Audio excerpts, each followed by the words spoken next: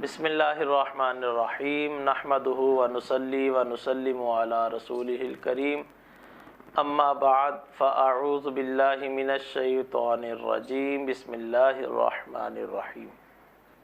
ایک بھائی نے واٹس ایپ کے ذریعے سے سوال کیا تھا کہ حضور اکثر بخار رہتا ہے، بخار سے حفاظت کا کوئی وظیفہ ارشاد فرما دے۔ وظیفہ بتانے سے پہلے چند چیزیں عرض کرتا ہوں، ذہن میں رکھیے گا، دوسروں تک پہنچائیے گا، اللہ نے چاہا تو ثواب بھی ملے گا اور اس کا فائدہ بھی ہوگا۔ بخار آئے تو پریشان نہیں ہونا چاہیے۔ مفہوم ہے کہ جب کسی شخص کو بخار ہو تو اس کے گناہ جڑتے ہیں، بیماری آ گئی تو گناہ جڑتے ہیں۔ بلکہ بعض بزرگوں کے حوالے سے یہ ذکر ہے کہ جب ان کو بخار آتا تھا تو اللہ کا شکر ادا کیا کرتے تھے۔ اب شکر کس بات پر؟ کہ تندرستی میں تو اللہ کا شکر ادا کرتے تھے، اب بخار کی وجہ سے جسم میں کمزوری آ گئی، اب کمزوری آئی تو یہ فطرت کے اندر ہے، جب بندہ کمزور ہو جاتا ہے تو اعلیٰ ذات کو جو ہے وہ پھر یاد کیا جاتا ہے، تو وہ اللہ کو یاد کرتے تھے، دعائیں کرتے تھے۔ تو یہ دعائیں کرنا، رب کو یاد کرنا، یہ بخار کی وجہ سے کمزوری آئی اور دعا کرتے تھے یا اللہ شفا دے دے، ہمارے مریضوں کو شفا دے دے۔ تو دعا کس سے؟ رب سے۔ تو رب کو یاد کرنے کا ایک ذریعہ بخار بھی تھا، تو اس وجہ سے اللہ کا شکر ادا کرتے تھے۔ تو پریشان نہیں ہونا چاہیے، اللہ کا شکر ادا کرے کہ اے اللہ تو نے بڑی مصیبت سے بچایا۔ اور دوسرے نمبر پر یہ فضیلت ذہن میں رکھے کہ گناہ جڑتے ہیں، دنیا میں گناہ جھڑ جائیں، آخرت میں رب تبارک و تعالیٰ درگزر فرما دے، تو اس جیسی بات ہی کوئی نہیں۔ دوسرے نمبر پر یہ بھی ذہن میں رکھیں کہ بندہ بیمار ہو جائے، بخار آ جائے تو حقیقی شفا میرے رب کی طرف سے۔ قرآن پاک میں اللہ پاک ارشاد فرماتا ہے وَإِذَا مَرِضْتُ فَهُوَ يَشْفِينِ، اور جب میں بیمار ہوتا ہوں، بخار آتا ہے، فَهُوَ يَشْفِينِ، تو وہ رب ہے جو شفا عطا فرماتا ہے۔ تو یہ ذہن میں رکھا جائے، حقیقی شفا میرے رب کی طرف سے ہے۔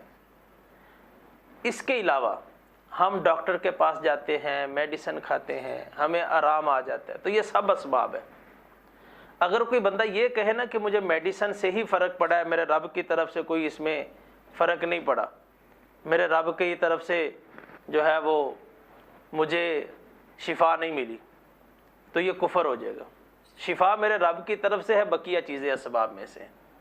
اسی طرح ہم کسی اللہ کے نیک بندے کے پاس گئے، عرض و مروز کی، حضور بخار ہے دعا کر دیں، انہوں نے دعا کی، اللہ نے شفا دے دی، دم کر دیا، اللہ نے شفا دے دی، پانی پہ پھونک مار دی اور پانی ہم نے پی لیا، اللہ نے شفا دے دی، تو یہ سب اسباب میں سے ہے۔ حقیقی شفا میرے رب کی طرف سے ہے، اور ان کی دعا سے جو ہمیں شفا مل رہی ہے یہ رب کی عطا سے ہے، اسباب میں سے ہے۔ تو یہ دو چیزیں ذہن میں رکھیں، ایک تو فضیلت اور دوسرا کہ حقیقی شفا میرے رب کی طرف سے ہے۔ اب آئیے وظیفے کی طرف۔ اس کے بہت سارے بخار سے حفاظت کے وظائف احادیث طیبہ میں بیان فرمائے گئے، ایک قرآنی وظیفہ اور ایک حدیث طیبہ کا وظیفہ، یہ آپ کو پیش کرتا ہوں، ذہن نشین رکھیے گا، دوسروں تک پہنچائیے گا، اللہ آپ کو بھی شفا دے، اور جو آپ کے خاندان میں سے یہ جتنے مسلمان جہاں جہاں بیمار ہیں، اللہ ان کو بھی شفا عطا فرمائے۔ انتہائی آسان وظیفہ ہے، انتہائی آسان۔ سورہ فاتحہ الحمدللہ رب العالمین الرحمن الرحیم، یہ ہم نماز میں بھی پڑھتے ہیں، اکثر کو یاد ہوتی ہے۔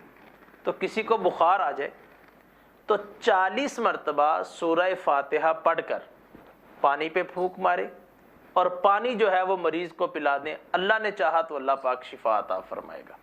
ایک یہ انتہائی آسان وظیفہ ہے، اول آخر درود شریف پڑھ لینا ہے اور 40 مرتبہ سورہ فاتحہ کو پڑھ کر، اور پڑھنے کا یہ ذہن میں رکھیے گا کہ پڑھنے کا مطلب یہ ہوتا ہے کہ آپ پڑھیں اتنی آواز ہو کہ آپ کے کان سن سکے، دل میں دہرانا یہ پڑھنا نہیں ہوتا۔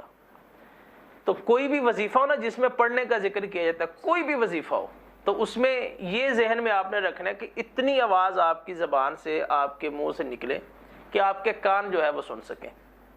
تو پہلا یہ وظیفہ قرآن پاک کے اعتبار سے 40 مرتبہ سورہ فاتحہ اول آخر درود شریف پڑھ کے پانی پہ پھونک لگا کے مریض کو پلا دیا جائے. مریض کو ڈائریکٹ بھی آپ پھونک لگا سکتے ہیں لیکن پانی ضرور پلایا جائے ساتھ میں. اس کے ساتھ ساتھ ایک اور جو حدیث طیبہ سے وظیفہ ہے، الفاظ میں دہرا دیتا ہوں، آپ یاد کرنے کی کوشش کیجئے گا. بسم اللہ الکبیر، بسم اللہ الکبیر، اعوذ باللہ العظیم.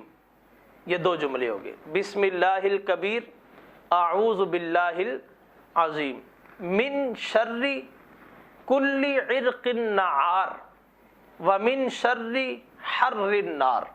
یہ دعا جو ہے وہ آپ 21 مرتبہ پڑھ کے بسم اللہ الکبیر، اعوذ باللہ العظیم، من شر کل عرق النعار ومن شر حر النار، یہ 21 مرتبہ دعا پڑھیں. کوشش کریں گے کہ یہ ویڈیو کے ساتھ یہ دعا بھی جو ہے وہ واضح الفاظ میں، بڑے الفاظ کے اندر چل جائے.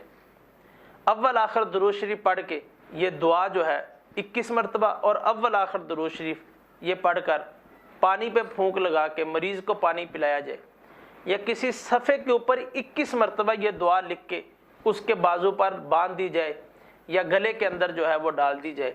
اللہ نے چاہا تو اس کو جلد جو ہے وہ شفا مل جائے گی. تو یہ دونوں وظیفے، ایک حدیث طیبہ کا اور ایک جو ہے وہ قرآن پاک کا، یہ ذہن میں رکھا جائے، دوسروں کو بھی اس کی تعلیم دی جائے.